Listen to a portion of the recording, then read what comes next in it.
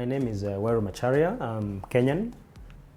I'm a translator, an interpreter, based here in Nairobi.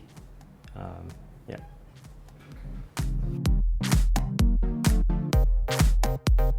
I did my high school studies here in Kenya, and then came to Alliance Française, and I did my 2 years of French, and then went on to study in France, in the University of Grenoble, in the French Alps.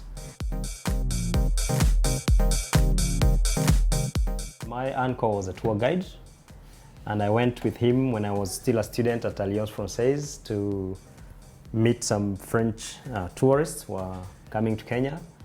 And with my broken French at that time, I was able to initiate contact with one of the couples in the tour van.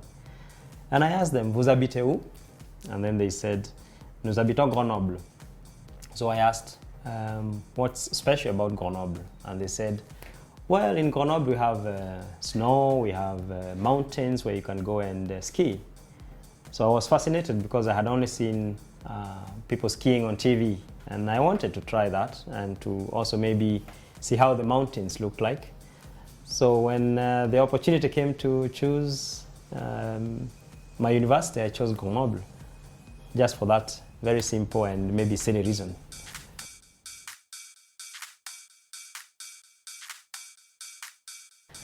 And I did my first degree and second degrees in Grenoble in linguistics. And then I left and went to the University of Sussex and did a master's in international relations, and then came back home.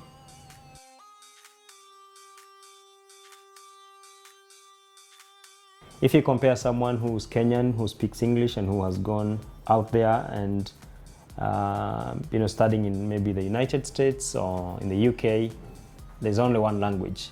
So for me, I think it has been an extra advantage for me to be able to speak French, because what I do it probably 80% because of my knowledge of French. So I would say personally, it was.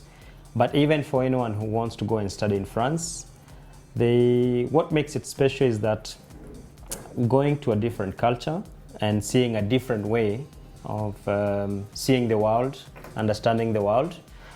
By that I mean that when you're in France, you see a different aspect, probably from the culture and the language, that someone who's been to only to an English-speaking country would not be able to see.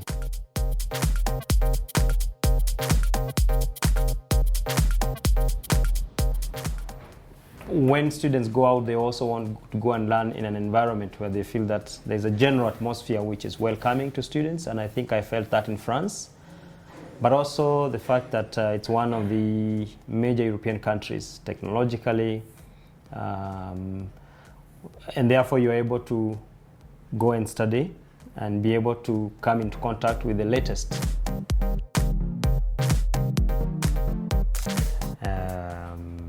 Be prepared to work hard.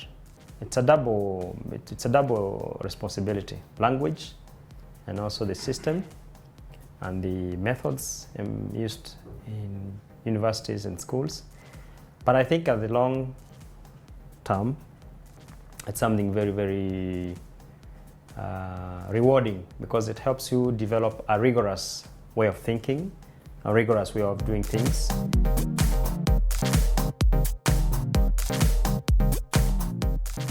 So if you are coming from a European country, or from France for instance, and you want to sell yourself to a company here in Kenya, the fact that you've been out there, you've been able to integrate into a different culture, that basically means that you're someone who's flexible, you're someone who's ready to learn.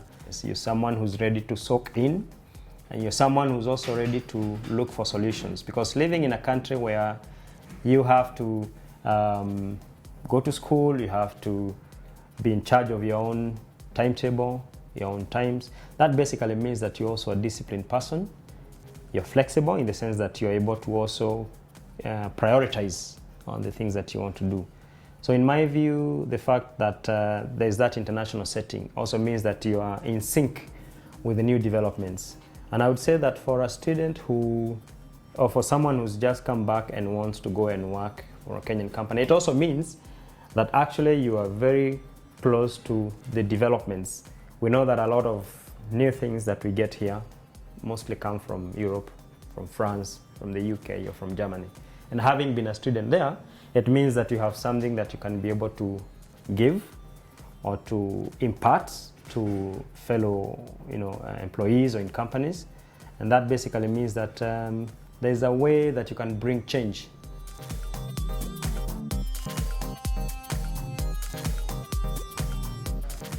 Well, yes, I miss going for jazz concerts.